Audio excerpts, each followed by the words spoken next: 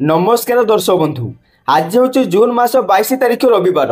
आज दिन जाकर टॉप 20 गुरुत्वपूर्ण खबर उपर आसतु नजर पकाइबा। वीडियो को शेष पर्यंत देखंतु। मात्र किसी समय मध्य जानीपर आज दिन संपूर्ण खबर। ता पूर्व चैनल नुआ थिले चैनल को सब्सक्राइब कर रखंतु। एमिति प्रतिदिन लाटेस्ट न्यूज सर्वप्रथम देखिबा तेबे आसतु संपूर्ण खबर उपर नजर पकाइबा। आजिर प्रथम खबर पुणी बढ़िला मध्याह्न भोजन दर। सेपटे उभय प्राथमिक और उच्च प्राथमिक विद्यालय छात्र छात्री 2 टंका 92 पैसा लेखाएं वृद्धि होईछि।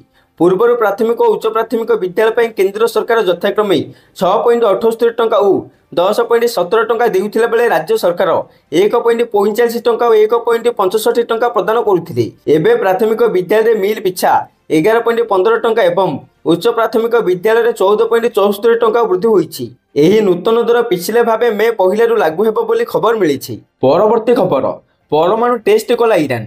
कारण ईरान रे शुक्रवार एक 5.1 मात्रा भूमिकंप अनुभूत होईछि, जहार केंद्र स्थल थिला सेमनान प्रदेश। राजधानी तेहरान ठारू प्राय 145 माइल पूर्वरी एही भूमिकंप राति 9:19 समय अनुभूत होइथिला एवं एहार गभीरता थिला 10 किलोमीटर। एही घटना इजराइल एवं ईरान मध्य चलिथिबा उत्तेजना मध्य घटिछि, जहाँ अंचल आतंक सृष्टि करिछि। किंतु सेपटे किछि विशेषज्ञ एवं पश्चिम गुइंदा संस्था मान अनुमान करिसेंति जे एही भूमिकंप एक गुप्त परमाणु परीक्षा जोगु होइथाइ पारे बोली एक्स रो पोस्ट करी दाबी करिसेंति। परवर्ती खबर अहमदाबाद भयंकर विमान दुर्घटना। 3 जन अधिकारी को बहिष्कार करने को एयर इंडिया को डीजीसीए निर्देश। सेपटे लाइसेंस लाप विश्राम और नूतनता आवश्यकता दर्शाई बहिष्कार निर्देश दि जाइछि। यह सहित 2टी उड़ान पर कारण दर्शाओ नोटिस जारी कले। मे 16 बेंगलुरु लंडन विमान उड़ान नहीं शोकज नोटिस। पायलट 10 घंटे अधिक समय उड़ान कर नोटिस दि जाइछि। परवर्ती खबर विधानसभा निर्वाचन पूर्व सरकार बड़ घोषणा बढ़िला पेंशन भत्ता। एने बिहार मुख्यमंत्री नीतीश कुमार एक्स रो पोस्ट कर लिखिछंती, मो घोषणा करी खुशी होउछि जे सामाजिक सुरक्षा पेंशन योजना अधीन रे समस्त वृद्धजन दिव्यांग एवं विधवा महिला को प्रति मासरी 400 टंका बदल में 1100 टंका पेंशन मिलिबो। समस्त लाभार्थी जुलाई मासर वर्धित पेंशन पाइबे। समस्त पेंशनधारी खाता को मासर 10 तारिख पैसा पठाଯିबो। यह द्वारा 1.9 कोटी लोक उपकृत हेबे बोली कहिसेंती बिहार मुख्यमंत्री नीतीश कुमार। परवर्ती खबर निजर सबु संपत्ति दान करिवे टेलीग्राम फाउंडर। सेपटे टेलीग्राम आप प्रतिष्ठाता एवं कोटिपति पाभेल डुरभ एक बड़ घोषणा करी से कहिसेंती जे निजर $20 बिलियन प्राय 1.67 लाख कोटी टंका मूल्यर संपत्ति शुक्राणु दान माध्यम जन्मित 100 पिलांक मध्य बांटिबे। आउ एथिपई से संप्रति तांकर इच्छापत्र प्रस्तुत करिसेंती, जेउथिरे ही निष्पत्ति अंतर्भुक्त रहिछि। परवर्ती खबर नीरज चोप्रा ऐतिहासिक विजय। भारतर सुवर्ण तारका तथा 2 थरर ओलंपिक पदवी विजेता Neeraj Chopra PRC diamond league 2025 पुरुष जावेलिंग थ्रो इवेंट रे एक विशाल थ्रो सहित चमत्कार विजय हासिल करिसेंती। से प्रथम राउंड रे ही 88.16 मीटर दमदार थ्रो फिंगी प्रतियोगितार आधिपत्य विस्तार करथिले, जहाँ तांको एही सीजन प्रथम डायमंड लीग टाइटल एवं 2 वर्ष पर प्रथम डायमंड लीग विजय आनी देइछि। परवर्ती खबर 2 चकिया ABS बाध्यतामूलक 2026 रु लागू हेबो। सेपटे 2 चकिया गाड़ी सुरक्षा व्यवस्था उन्नति आनिबा लगी आंटीलक ब्रेकिंग सिस्टम ABS बाध्यतामूलक करा जाउछि। 2026 जनवरी रु एही निष्पत्ति लागू हेबो। सब नुआ 2 चकिया गाड़ी रे ABS रहिबो। वर्तमान अधिक सीपी इंजिन थिबा 2 चकिया लगी सिंगल चैनल ABS बाध्यतामूलक रहिछि। सेहीपरि आगामी दिन में गाड़ी डीलरशिप गुड़िक नुआ 2 चकिया सहित 2टी हेलमेट देबे।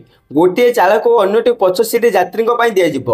यह व्यवस्था गुड़िक लागू करने खूब शीघ्र सड़क परिवहन और राजपथ मंत्रालय विज्ञप्ति प्रकाश कर। परवर्ती खबर ईरान रे 70 घंटा इंटरनेट बंद। सेपटे इजराइल और ईरान मध्य युद्ध को 9 दिन बीतलानी। युद्धर 10म दिन में उभय देश परस्पर को ध्वंस करने जिद्रे अटल रही। इजराइल दाबी करिछि जे जेउ पर्यंत से तार लक्ष्य हासिल करे नहीं से पर्यंत ईरान उपर इजराइल आक्रमण बंद करिबो नहीं।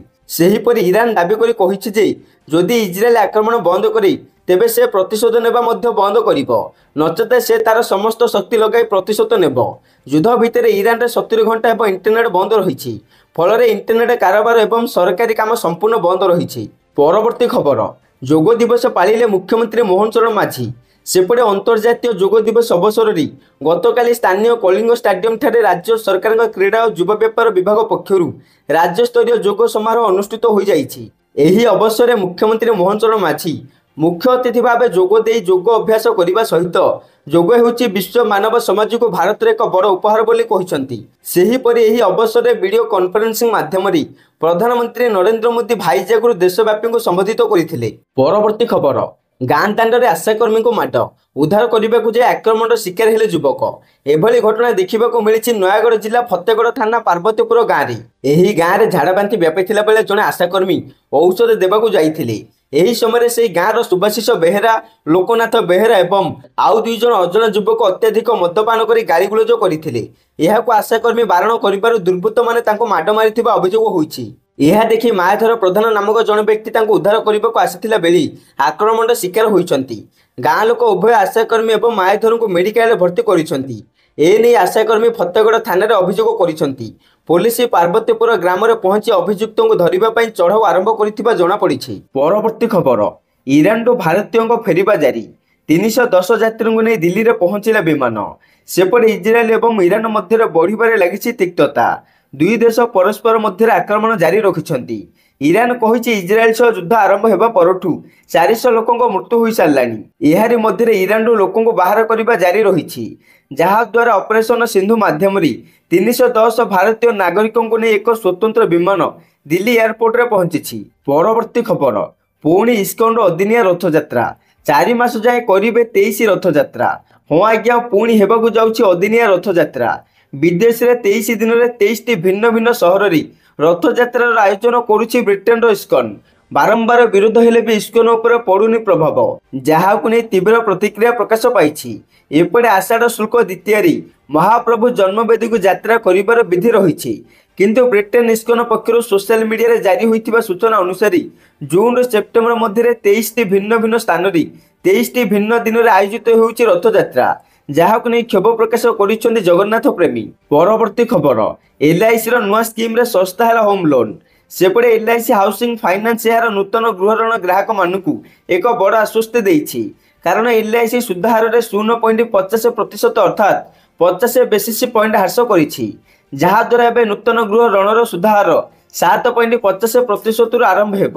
ଏହି ହାର 19 ଜୁନ 2025ରୁ କାର୍ଯ୍ୟକାରୀ ହୋଇଛି, ଯାହାକୁ କମ୍ପାନୀର 36ତମ ପ୍ରତିଷ୍ଠା ଦିବସ ସହିତ ଲାଗୁ କରାଯାଇଛି। ଆଉ ଏହି ଖବର ଗୃହ ଋଣ ନେବାକୁ ଚିନ୍ତା କରୁଥିବା ଗ୍ରାହକମାନଙ୍କୁ ଆଶ୍ୱସ୍ତି ଦେବ। ପରବର୍ତ୍ତୀ ଖବର, ବେଲୁନରେ ଉଡ଼ି ମଜା ନେଲା ବେଳେ ନିଆଁ ଲାଗି 8 ମୃତ 13 ଆହତ। ହଟ୍ ଏୟାର ବେଲୁନରେ ବସି ଆକାଶରେ ଉଡ଼ି ମଜା ନେଉଥିଲେ ପର୍ଯ୍ୟଟକ, ହେଲେ ବେଲୁନରେ ନିଆଁ ଲାଗିଯିବାରୁ ଚାଲିଗଲା 8 ଜଣଙ୍କ ଜୀବନ। ଅନ୍ୟ 13 ଜଣ ଏହି ଘଟଣାରେ ଆହତ ହୋଇଛନ୍ତି। ଘଟଣାଟି ଘଟିଛି ବ୍ରାଜିଲରେ। ଏହାର ଭିଡ଼ିଓ ଏବେ ସାମାଜିକ ଗଣମାଧ୍ୟମରେ ପ୍ରବଳ ଭାଇରାଲ ହେବାରେ ଲାଗିଛି। ପରବର୍ତ୍ତୀ ଖବର, ପଶ୍ଚିମବଙ୍ଗରେ ବିଜେପି ନେତାଙ୍କ ସନ୍ଦେହଜନକ ମୃତ୍ୟୁ, ବୃଦ୍ଧି ପାଉଛି ରାଜନୈତିକ ଉତ୍ତେଜନା।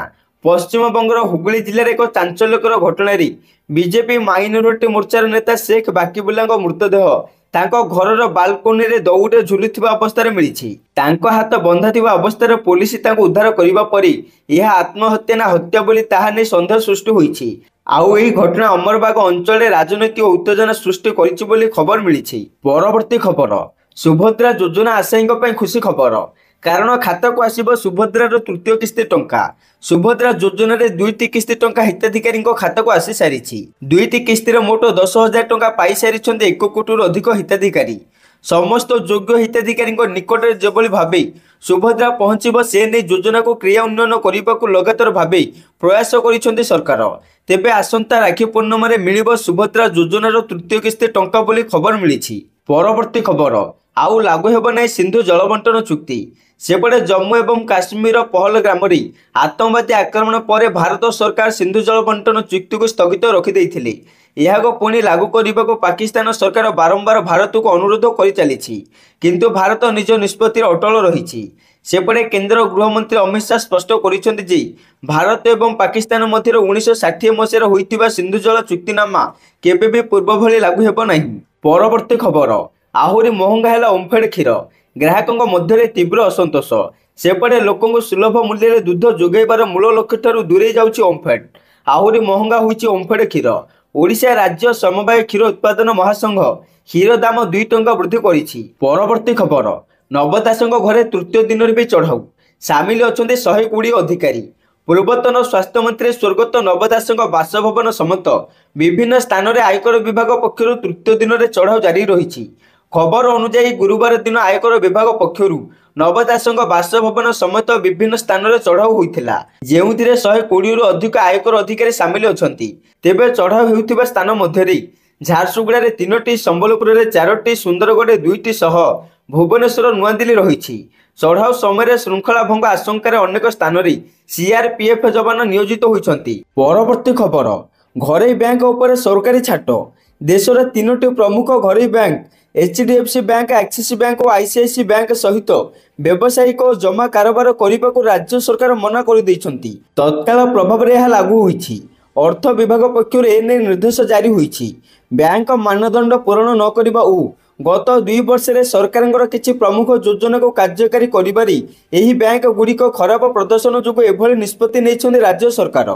परवर्ती खबर स्कूल पिलांई खुशी खबर कारण जुलाई 15 सुधा सरकारी और सरकारी अनुदान प्राप्त स्कूल छात्र छात्री को मिल मागणा पोशाक प्रथम श्रेणी अष्टम श्रेणी पर्यंत स्कूल छात्र छात्री को 2 हल लेखाएं पोशाक मिल एने समस्त शिक्षा अधिकारी और जिला प्रकल्प संयोजकों निर्देश दि जाइए। तेबे यह पीएम श्री समग्र शिक्षा गंगाधर मेहर शिक्षा मानक वृद्धि योजन बंटन कर समस्त छात्रों को पूर्व निर्धारित रंगर पैंट और धला सार्ट दिज्व। प्रथम पंचम श्रेणी छात्री को 2 हल फ्रॉक और षष्ठ अष्टम छात्री को 2 हल सालुआर कमिज और ओढ़णी दिज्व। परवर्ती खबर गोपालपुर गणदुष्कर्म मामला घटना परिदर्शन कले कांग्रेस केंद्रीय प्रतिनिधि दल। गोपालपुर बेलाभूमि गत 15 तारिख होइथिबा गणदुष्कर्म घटना को नहीं केंद्रीय कांग्रेस 5 जणिया प्रतिनिधि दल शनिवार गोपालपुर में पहुंची घटनास्थल परिदर्शन करिसेंती। प्रतिनिधि दल स्थानीय कांग्रेस कर्मी घटना विषय आलोचना करथिले। कांग्रेस फैक्ट फाइंडिंग टीम आवाहक दीपा दास मुंशी नेतृत्व में सांसद रंजित रंजन परिणीत सिंह देव प्रमुख उपस्थित रही अनुधान करथिले। परवर्ती खबर डायरिया स्थिति को नहीं मुख्यमंत्री समीक्षा बैठक परिस्थिति नियंत्रणाधीन। राज्यर 6टी जिले में विभिन्न अंचल देखा डायरिया परिस्थिति और यार नियंत्रण पर ग्रहण कर विभिन्न पदक्षेप संपर्क में मुख्यमंत्री मोहन चरण माझी शनिवार लोकसभा भवन ठारे समीक्षा करिसेंती। राज्यर परिस्थिति वर्तमान नियंत्रणाधीन और नूतन संक्रमित संख्या संपूर्ण ह्रास पाई बैठक जमापड़ी। परवर्ती खबर ओडिशा को जून 26 तारिख जाए प्रबल वर्षार संभावना रही। एने राज्यर विभिन्न जिला को येलो वार्निंग जारी करिछि भुवनेश्वर आंचलिक पाणीपाग केन्द्र। आसंता 24 घंटा मध्य बिजुली घड़घड़ी सह प्रबल वर्षा पाई राज्यर 11टी जिला को येलो वार्निंग जारी कर जिला गुड़िक है सुंदरगढ़ झारसुगुड़ा बरगढ़ संबलपुर देवगढ़ केन्दुझर मयूरभंज ढेंकानाल अनुगुल रायगढ़ और कोरापुट। परवर्ती खबर कटक में जोग दिवस जोग कले उपमुख्यमंत्री। सेपटे कटक जिला प्रशासन पक्षर गतकाली जवाहरलाल नेहरू इंडोर स्टाडियम ठारे अंतर्जातीय जोग दिवस पालित हो जाइछि। उपमुख्यमंत्री कनक वर्धन सिंहदेव मुख्य अतिथि भाव जोगदे योग अभ्यास को दैनंदिन जीवन अभ्यास भाव आपणेबा आह्वान देथिले। मुख्य अतिथि समेत कटक सदर विधायक प्रकाश चंद्र सेठी जिलापाल दत्तात्रेय भाव साहेब सिंधे और डीसीपी ऋषिकेश खिलारी चारे जलदान पूर्वक कार्यक्रम शुभारंभ करथिले। परवर्ती खबर यौन निर्यातना पीड़िता को अनिच्छाकृत गर्भ रखा बाध्य। बम्बे हाईकोर्ट एक गुरुत्वपूर्ण राय कहते जे यौन निर्यातनार शिकार होता कौन बालिका को तांकर अनिच्छाकृत गर्भ को जारी रखा बाध्य कर टिप्पणी सहित कोर्ट जड़े 12 वर्षीय नाबालिका पीड़िता को जी 28 सप्ताह गर्भवती थिले मेडिकल एक्सपर्ट रिपोर्ट सत्य गर्भपात अनुमति प्रदान करिसेंती। परवर्ती खबर सुवर्णरेखा नदीर बन्या गाँ भितर को माड़ी आसिला पानी। सुवर्णरेखा नदीर बन्या जल आसवा नहीं पूर्व प्रशासन पक्षर कौन सूचना नथिला जहां नहीं गाँ लोकों भितर देखा देइछि असंतोष। हठात एत मात्रा पानी माड़ी आसबार गाँ लोक प्रशासन उपर बर्षिछंती। बालेश्वर जिला भोगराई ब्लॉक सुवर्णरेखा नदी कूल बाउंशखणा और माटीखणा गाँ लोक एवं आतंकित हो पड़ती। परवर्ती खबर खामेनी को हत्या चिंता बाछिले 3 संभाव्य उत्तराधिकारी। इजराएल ईरान युद्ध जारी रही बेले ईरान सर्वोच्च नेता अयतोल्ला अली खामेनी निजर उत्तराधिकारी चयन करने को मनस्थ कर से 3 संभाव्य उत्तराधिकारी नाम सामना को आनी। यही 3 जन परिचय किंतु गोपनीय रखा हेले एतिक स्पष्ट होइछि मध्य खामेनी निज पुअर नाम को सामिल करना कारण इजराएल ईरान युद्ध चली बेले इजराएली प्रतिरक्षा बाहिनी ईरान सेनार बड़ बड़ अधिकारी को टार्गेट कर हत्या कर चली। परवर्ती खबर सरकार बड़ घोषणा बुड़ी अंचल धान को किणवे नहीं राज्य सरकार। ହୀରାକୁଦ ବୁଢ଼ୀ ଜମିରେ ଧାନ ଚାଷକୁ ନେଇ ସରକାରଙ୍କ ବଡ଼ ଘୋଷଣା। ଆଗାମୀ ବର୍ଷଠାରୁ ବୁଢ଼ୀ ଅଞ୍ଚଳ ଚାଷୀଙ୍କଠାରୁ ଧାନ କିଣିବାକୁ ମନା କରିଦେଇଛନ୍ତି ରାଜ୍ୟ ସରକାର, ଯାହାକୁ ନେଇ ଚାଷୀ ମହଲରେ ତୀବ୍ର ପ୍ରତିକ୍ରିୟା ପ୍ରକାଶ ପାଇଛି। ଚଳିତ ବର୍ଷ ରବି ଋତୁରେ ଝାରସୁଗୁଡ଼ା ଜିଲ୍ଲା ଲଖନପୁର ବ୍ଲକର 796 ଜଣ ଚାଷୀଙ୍କଠାରୁ ଧାନ କିଣାଯିବ, ହେଲେ ଆଗକୁ ନୁହେଁ। ଏହା ସହିତ ବୁଢ଼ୀ ଅଞ୍ଚଳରେ ହେଉଥିବା ଧାନ କିଣାଯିବ ନାହିଁ। ଖାଦ୍ୟ ଯୋଗାଣ ଓ ଖାଉଟି କଲ୍ୟାଣ ବିଭାଗ ପକ୍ଷରୁ ଏମିତି ଲେଖିଥିବା ଚିଠି ଝାରସୁଗୁଡ଼ା ଜିଲ୍ଲାପାଳଙ୍କ ନିକଟକୁ ଆସିବା ପରେ ଚାଷୀ ମହଲରେ ଅସନ୍ତୋଷ ପ୍ରକାଶ ପାଇଛି। ପରବର୍ତ୍ତୀ ଖବର, କୋଟି କୋଟି ସଦସ୍ୟଙ୍କ ପାଇଁ ଚେତାବନୀ ଜାରି କଲା ଇପିଏଫ୍ଓ। ଇପିଏଫ୍ଓ ସୋମବାର ଦିନ ନିଜ ସଦସ୍ୟମାନଙ୍କୁ ଥାର୍ଡ ପାର୍ଟି ଏଜେଣ୍ଟଙ୍କ ଠାରୁ ଦୂରେଇ ରହିବାକୁ ଚେତାବନୀ ଦେଇଛି। ଇପିଏଫ୍ଓ ସଦସ୍ୟମାନଙ୍କୁ ସେମାନଙ୍କର ପିଏଫ୍ ଆକାଉଣ୍ଟ ସହିତ ଜଡ଼ିତ ସେବା ପାଇଁ ଅନଲାଇନ୍ ପ୍ଲାଟଫର୍ମ ବ୍ୟବହାର କରିବାକୁ ପରାମର୍ଶ ଦେଇଛି, ଯାହାଦ୍ୱାରା ଆକାଉଣ୍ଟ ସହିତ ଜଡ଼ିତ ଗୁରୁତ୍ୱପୂର୍ଣ୍ଣ ଏବଂ ଗୋପନୀୟ ସୂଚନା ଅନ୍ୟ କୌଣସି ବ୍ୟକ୍ତିଙ୍କ ସହିତ ସେୟାର କରିବାର ଆବଶ୍ୟକତା ନ ପଡ଼େ ଏବଂ ଯେକୌଣସି ପ୍ରକାରର ବିପଦ ଏବଂ ଠକେଇକୁ ଏଡ଼ାଯାଇ ପାରିବ।